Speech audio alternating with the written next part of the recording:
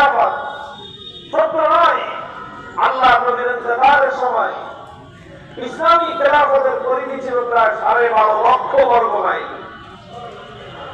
বাংলাদেশের সমান প্রায় 15টা বাংলাদেশ গোটা দিলে যত বড় এলাকা হবে।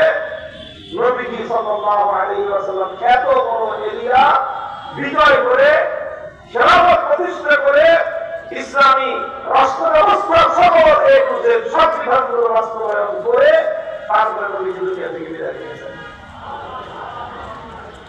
নবীজি বলেন আনা খাতামুন নবিয়্যিন ওয়া লা নবিয়্যা বা'দি, আমি যেহেতু শেষ নবী আমার পরে আর কোন নবী আসবে না।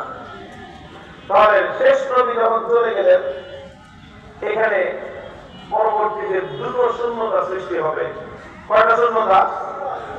দুইটা শূন্যতা। একটা শূন্যতা সৃষ্টি হবে নবুয়তের শূন্যতা, আরেকটা শূন্যতা সৃষ্টি হবে নেতৃত্বের শূন্যতা, রাজনৈতিক নেতৃত্বের শূন্যতা সৃষ্টি হবে। এই হাদিস থেকে স্পষ্ট বোঝা যায়।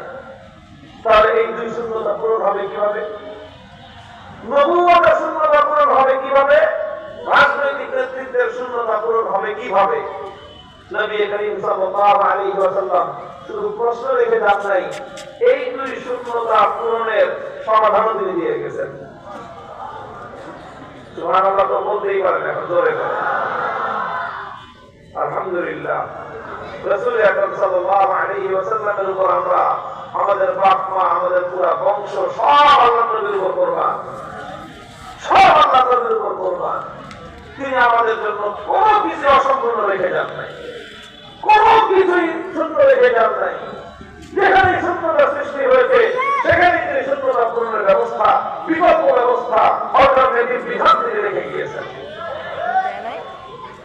নবুয়তের যে শূন্যতা সৃষ্টি হবে সেই শূন্যতা পূরণ হবে কিভাবে? নবীজি অন্য হাদিসে তার জবাব দিয়েছেন, আল উলামা ওয়ারাসাতুল আমবিয়া ওয়া ইন্নাল আমবিয়া লাম ইওয়ারিসু দিনারা ওয়ালা দিরহামা ইন্নামা ওয়ারাসাতুল ইলম।